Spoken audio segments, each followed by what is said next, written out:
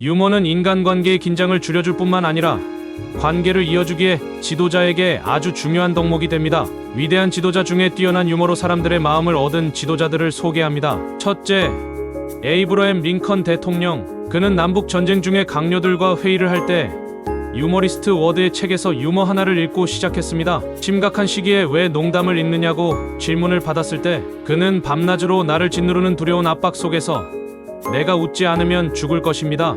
여러분도 이 약이 저만큼 필요합니다라고 답했습니다. 한 번은 누군가가 그를 두 얼굴을 가진 사람이라고 비난했을 때 그는 내가 두 얼굴을 가졌다면 이 얼굴을 하고 있겠습니까?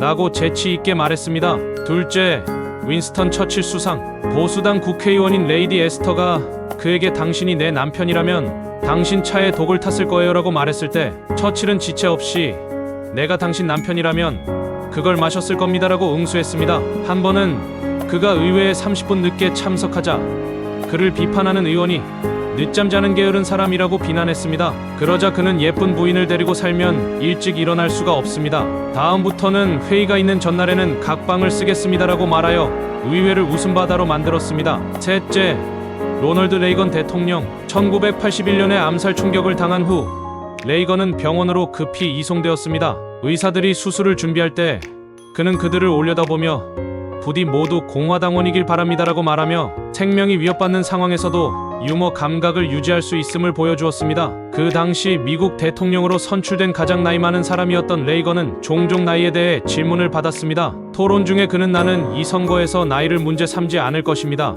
정치적 목적으로 상대방의 젊음과 경험 부족을 이용하지 않겠습니다라고 대응했습니다. 넷째, 넬슨 만델라 대통령. 아파르테이트 시대의 관료들과의 힘든 협상 중에 만델라는 유머를 사용해 분위기를 부드럽게 만들었습니다. 한 백인 관료가 만델라를 만델라 씨라고 부르겠다고 고집하자 만델라는 당신이 나를 만델라 씨라고 생각해 주셔서 기쁩니다. 당신이 나를 동지 만델라라고 생각하고 있을까봐 걱정했습니다.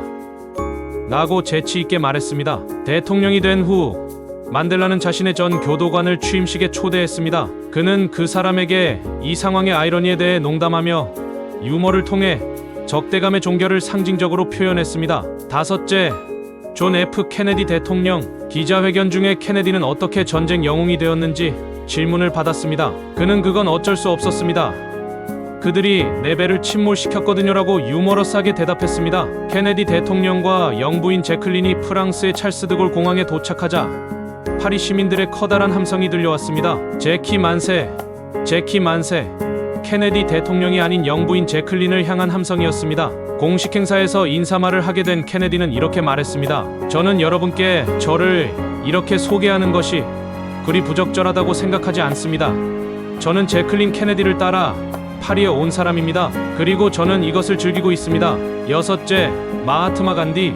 영국이 통치하던 시절에 간디가 연설하는 중에 한 영국 관리가 간디를 조롱하며 말했습니다. 당신은 행정에 대해 아무것도 모릅니다. 간디는 미소를 지으며 당신 말이 맞습니다. 하지만 나는 대부분의 시간을 당신들의 행정에 맞서 싸우면서 보냈기 때문에 연습할 시간이 별로 없었죠라고 대답했습니다. 단식으로 인해 체중이 줄고 있냐는 질문을 받았을 때 간디는 미소를 지으며 착각하셨습니다. 저는 고통을 견딜 수 있는 능력을 한 파운드도 잃지 않았습니다라고 대답했습니다. 일곱째, 김대중 대통령. 2004년에 MBC TV의 21세기 위원회가 마련한 특집 프로그램에 출연해 개그맨 심연섭이 자신의 성대모사로 인기를 얻고 있는 데 대해 나한테 로열티 한 번 내지 않고 과일 상자 하나 안 보내더라고 농담을 던지는가 하면 사형 선고를 받았던 80년의 아내가 김대중을 살려달라고 기도하는 게 아니라 하느님 뜻에 따르겠다고 기도하는 것을 보고 가장 섭섭했다고 토로의 폭소를 자아내기도 했습니다. 이와 같은 예들은 이 지도자들이 유머를 단순히 즐거움을 주기 위한 것이 아니라 사람들과 효과적으로 소통하고